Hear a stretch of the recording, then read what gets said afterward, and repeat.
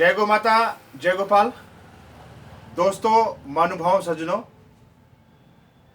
जैसा कि आप सबको विदित है, हमारा गोवंश चैनल स्वास्थ्यवर्धक वीडियो एवं सर्वहितकारी वीडियो बनाने के लिए संकल्पबद्ध है। आप हमारे गोवंश चैनल को लाइक करें, सब्सक्राइब करें और बेल का बटन भी दबाएं, जिससे आपको आने वाले समय में नए नए वीडियो तुरंत रूप से मिलते रहें। आज जैसा कि अभी 2 दिन पहले ही गोपाष्टमी महापर्व था। गोपाष्टमी महापर्व गाय के लिए, भारतीय देसी गौ माता के लिए सर्वोपरि दिवस होता है, उत्सव होता है, त्यौहार होता है। तो मैं आपको गोपाष्टमी महापर्व मनाने के लिए क्या सिद्धांत रहे हैं, क्या उनकी योजना रही है, हम गोपाष्टमी क्यों मनाते हैं, इस विषय में आवश्यक सुझाव, परामर्श, लोक कथा, सिद्धांत बताने का प्रयत्न करूंगा। भगवान श्री कृष्ण गाय के लिए पूर्ण समर्पित थे। बताया जाता है कि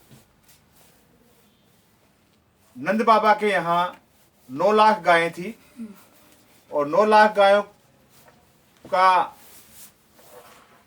पालन संचरण नंद बाबा के यहाँ होता था। बड़ी बड़ी गौशालाएं थी और बताया जाता है कि पूरे भारतवर्ष में नंद बाबा की गौशालाएं थी। गोवंश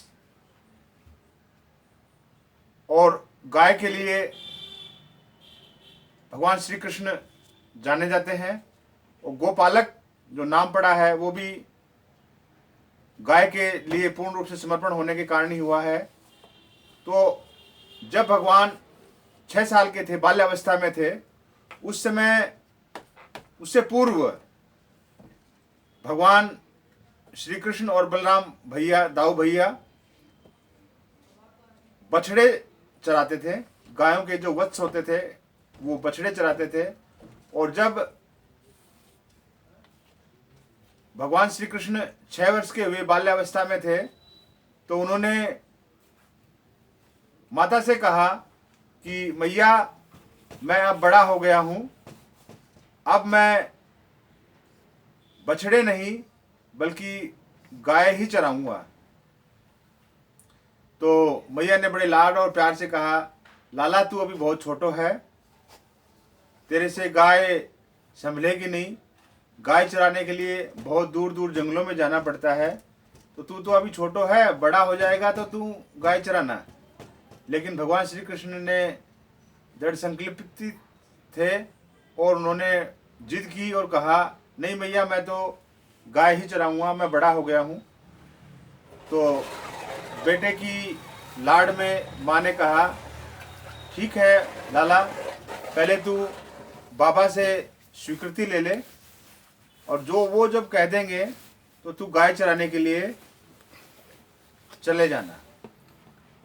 दौड़ के बाबा के पास गए कृष्ण भगवान और उन्होंने कहा, बाबा बाबा, मैं गैया चराऊंगा। तो कहा, लाला तू अभी बहुत छोटो है, लाला तू बहुत छोटो है और गाय चराने के लिए बहुत दूर जाना पड़ता है, इतनी सारी गायें हैं, तेरे से संभलेगी नहीं, जंगलों में कंकड़ पत्थर और तरह तरह की व्याधियाँ रहती हैं, तेरे को बहुत दिक्कत आएगी, तू अभी छोटा बड़ा हो जाए तो चराना। बोलो, नहीं बाबा, मैं तो गाय ही चराऊंगा और आज ही चराऊंगा, अब भी चराऊंगा। तो कहा, नहीं लाला, मैं जो भी काम करता हूँ बड़े सोच समझ कर, विद्वत जनों की सलाह मशुरा कर, पंडित लोगों से ज्योतिष का मुहूर्त निकाल कर, गोचारण का मुहूर्त निकाल कर तेरे को गो चराने के लिए भेजूंगा। तू पहले पंडित जी को मिल ले, बुला ले और मैं उनसे मुहूर्त निकाल कर, वो जब कहेंगे तब तेरे को गोचारण के लिए मैं भेजूंगा। भगवान श्री कृष्ण दौड़े दौड़े पंडित जी के पास गए और बाल्यावस्था में ही भगवान बहुत ही मार्मिक भाषा में कहे, पंडित जी आप ना मेरे गोचारण का समय आज ही निकालिए, मैं आपको बहुत सारा माखन दूंगा, मैं आपको बहुत सारा धन भी दूंगा, और बाबा से आज कहकर मेरा गोचारण चराने का मुहूर्त आज ही निकालना। दोस्तों, पंडित जी भगवान श्री कृष्ण की लीलाएं समझ रहे थे और वो आए, वो पतड़ा पलटते रहे काफ़ी देर तक। तो बाबा ने कहा, पंडित जी क्या बात है, बहुत देर से पतड़ा पलट रहे हो आप, कोई मुहूर्त का क्या है, कैसा है बताइए। तो कहा, नंद बाबा गोचारण का समय आज से बड़ा मुहूर्त तो कोई है ही नहीं। तो कहा, आज? हाँ, आज कार्तिक शुक्ल पक्ष अष्टमी है और आज से बड़ा गोचारण का मुहूर्त है ही नहीं। सर्व मंगल सर्व पावन कोई मुहूर्त है गोचारण का तो आज ही है, और आज ही आप लाला को और बलराम भैया को गाय चराने के लिए गोचारण का समय आप आज ही मुहूर्त है और आज ही निकालिए, भेज दीजिए। दोस्तों, भगवान श्री कृष्ण गो भक्त कितने थे इसकी एक छोटी सी वृतांत आता है। मैया ने जब भगवान श्री कृष्ण को और बलराम भैया को गोचारण के लिए भेजना निश्चित किया तो उन्होंने काली कमलिया, एक लट्टू लठ और एक बहुत अच्छी सुंदर जूतियां, स्वर्ण जड़ित जूतियां भगवान श्री कृष्ण को दी और कहा, लाला ये तू पहन के जाना जंगल में बहुत बड़े कांटे हैं, पत्थर है, कंकड़ हैं, तेरे कोमल पैर हैं, चुभ जाएंगे, दिक्कत होगी तेरे को। तो कहा कि मैया मैं आपकी एक कंबल और लठुका भी ले लेता हूँ, लेकिन ये जूतियाँ जो तो आप दे रही हैं मैं नहीं दूंगी, मैं नहीं लूँगा। क्यों? कहा कि मेरी गोमाता मेरी आराध्य देव गोमाता है, और अगर गोमाता जूतियाँ नहीं पहनती तो मेरे आराध्य अगर जूती नहीं पहनते तो मैं जूती नहीं पहनूंगा। तो कहा, रे लाला तो बावरो है, गाय जूती थोड़ी पहनेंगी, गाय तो ढोर होती हैं, गाय तो पशु होती हैं। तो बड़ी मार्मिक व्यथा निकल के आती है। भगवान श्री कृष्ण ने अपना पूरा श्रृंगार बिगाड़ लिया, मिट्टी में लौटने लगे, रोने लगे और कहने लगे, मैया तूने मेरी आराध्य देव को पशु कैसे कहा, ढोर कैसे कहा। भगवान श्री कृष्ण बहुत ही मार्मिक अवस्था में माता से कहने लगे, बाबा से कहने लगे। अंततः माता ने और नंद बाबा ने क्षमा याचना की और कहा, लाला हम आगे से कभी तेरी आराध्य देव गो माता को कभी भी ढोर नहीं कहेंगे, पशु नहीं कहेंगे। अगर तेरी इच्छा नहीं है तो तू मत पहन जूती और तू चाहे जैसा कर। तो दोस्तों, भगवान श्री कृष्ण गोपालक थे और उन्होंने अपना पूरा जीवन और अनेकों वृत्तांत ऐसे निकल के आते हैं जहाँ गौ माता के लिए उन्होंने अपना बहुत कुछ विशिष्ट लक्षण दिखाए। गाय की उत्पत्ति की अगर हम बात करें तो गाय की उत्पत्ति सागर मंथन के दौरान 5 गाय निकली थी और वहीं से गाय की उत्पत्ति हुई। और दीपावली को जो हम लक्ष्मी पूजन करते हैं उससे पूर्व हमें गोमाता का पूजन करना चाहिए, क्योंकि गोमाता चिरस्थायी है। और अगर हम गोमाता के पूजन के बगैर अगर हम लक्ष्मी का पूजन करते हैं तो उड़ुक वाहनी लक्ष्मी हमें प्राप्त होती है, जो हमारे घर में स्थिर रूप से ठहर नहीं सकती। इसलिए हमें चाहिए कि हम पहले गोमाता के दीपावली के दिन पहले गोमाता का पूजन करें, उसके बाद में लक्ष्मी पूजन करें। भारतीय देसी गोवंश की गाय इस संसार की, इस ब्रह्मांड की सबसे तेजस्वी, ओजस्वी, गुणात्व गुण लिए हुए, सर्वगुण संपन्न, मानव से भी श्रेष्ठ कोई अगर प्राणी है तो वो है भारतीय देसी गोवंश की गोमाता। मेरा निवेदन कि हम सब गोमाता के प्रति सद्भावना रखें और चाहें कि हम गौ माता के प्रति श्रद्धा आसक्ति भाव रखें और यथासंभव गोपालन में हम सहयोग प्राप्त करें।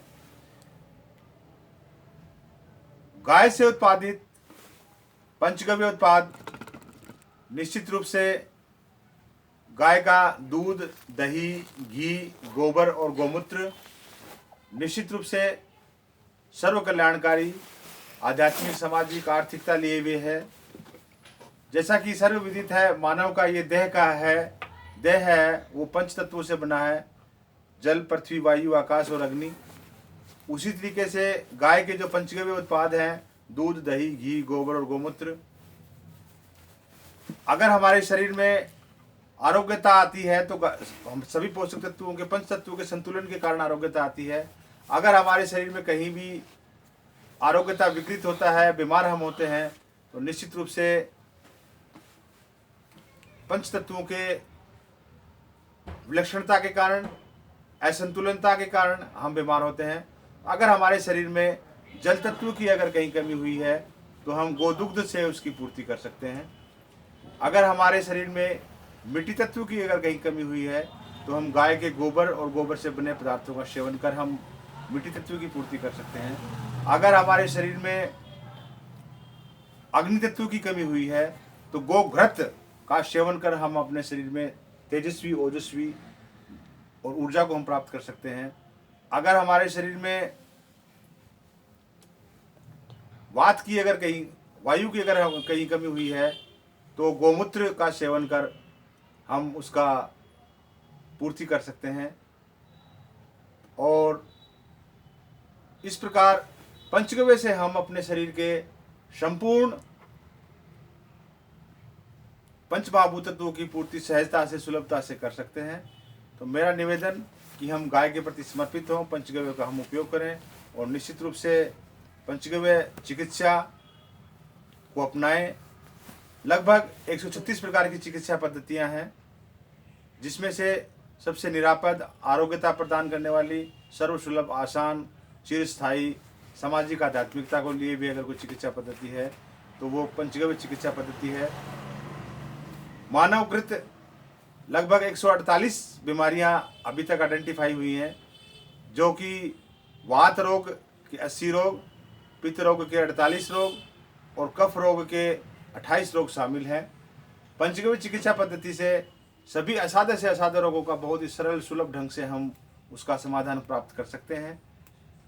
हमें चाहिए कि हम भारतीय देसी गौ माता के शरण में जाएं।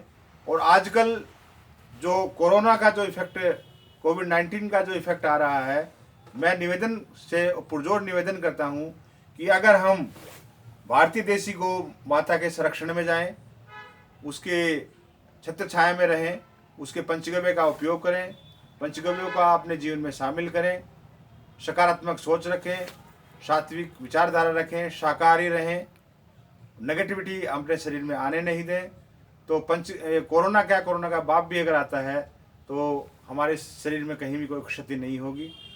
सर्व कल्याणकारी गांव विशेषर मातर सर्व शक्तिपुंज अगर कोई शक्ति है इस ब्रह्मांड की तो वो भारतीय देसी गोवंश है। इस प्रकार हम भारतीय देसी गोवंश का रक्षण संवर्धन कर हम स्वयं भी सुरक्षित रह सकते हैं और अपने घर, परिवार, समाज, राष्ट्र को भी सुरक्षित कर सकते हैं।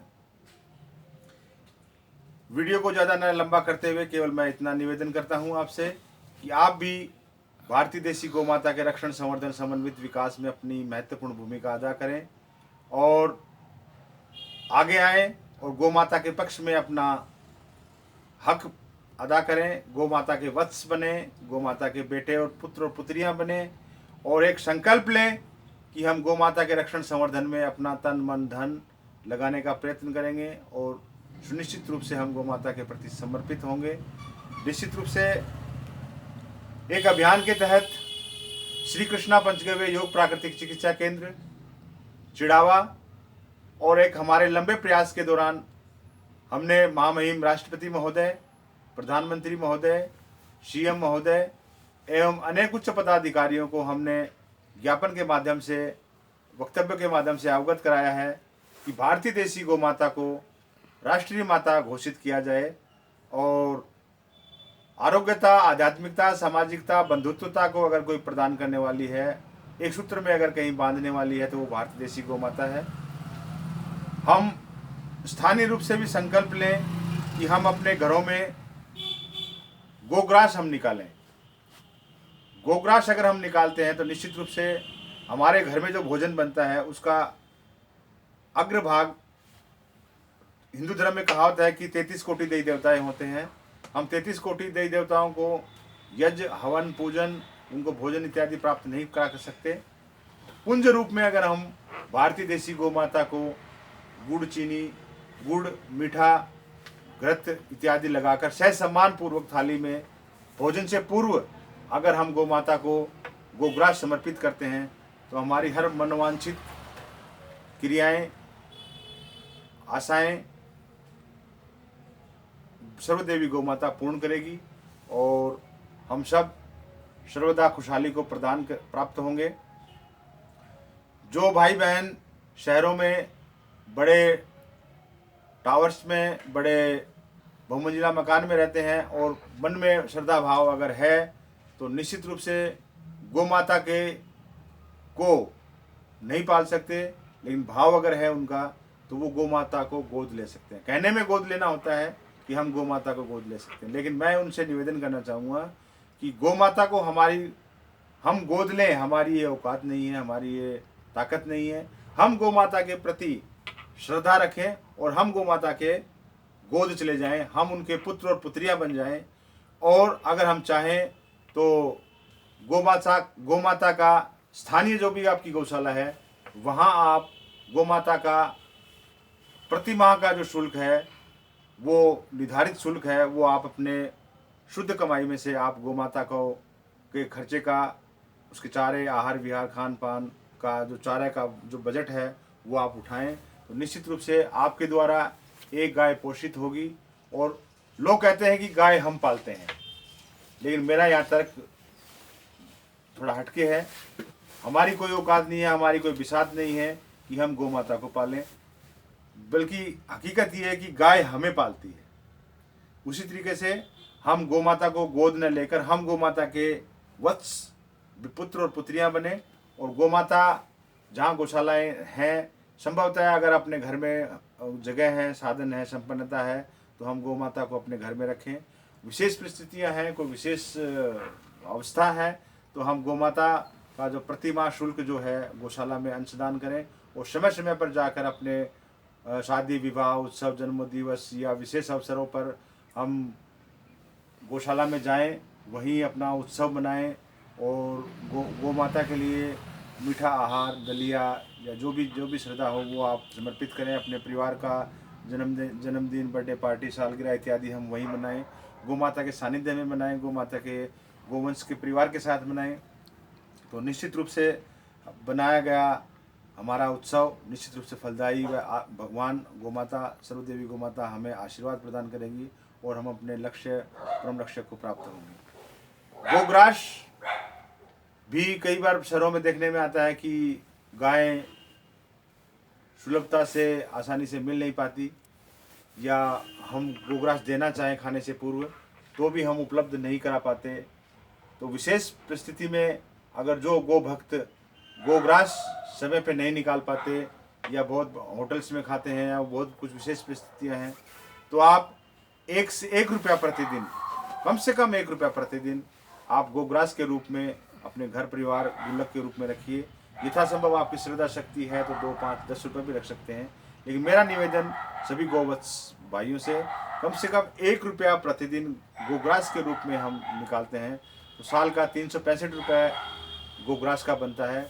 शादी, होली, दीपावली, शादी, विवाह, उत्सव पर हम चाहें तो गौशाला में अंशदान कर सकते हैं, या अन्यथा गोपाष्टमी के दिन हम जाकर गाय का जो हमारा संग्रहित धन है वो निश्चित रूप से गौ माता के प्रति श्रद्धा भाव से हम उसको समर्पित करें, तो निश्चित रूप से हमारा ये सकारात्मक सफल प्रयास हम सब के लिए ऊर्जादायी होगा और देश, समाज, राष्ट्र की खुशहाली के लिए हमारी गौ माता का स्वस्थ होना, आरोग्य प्राप्त होना निश्चित रूप से लाभप्रद होगा। तो आप सभी को पुनः गोपाष्टमी 2020 कार्तिक शुक्ल पक्ष अष्टमी की ढेर सारी शुभकामनाएं। मैंने गोपाष्टमी महापर्व बनाने की जो कथा है उसका भी चित्रण किया, व्याख्यान किया। निश्चित रूप से मुझे आशा ही नहीं बल्कि पूर्ण विश्वास है कि आपको हमारा गोवत्स चैनल के द्वारा ये दी गई सूचना, दी गया व्याख्यान निश्चित रूप से लाभप्रद होगा। और आने वाले वीडियो प्राप्ति के लिए आप हमारे गोवत्स चैनल से जुड़े रहें। हमारे गोवत्स चैनल को लाइक करें, सब्सक्राइब करें, शेयर करें, बेल का बटन भी दबाएं, ऑल नोटिफिकेशन पे टच करें और हमारे तुरंत वीडियो देखते रहें। और इन वीडियो को आप अपने इत्र मित्र दोस्तों पारिवारिक जनों को भी शेयर करें, जिससे आपको नवीनतम जानकारी मिलती रहे। आप स्वस्थ रहें, व्यस्त रहें, मस्त रहें। इन्हीं शुभकामनाओं के साथ एक बार पुनः आभार, अभिनंदन, स्वागत। जय गौ माता, जय गोपाल।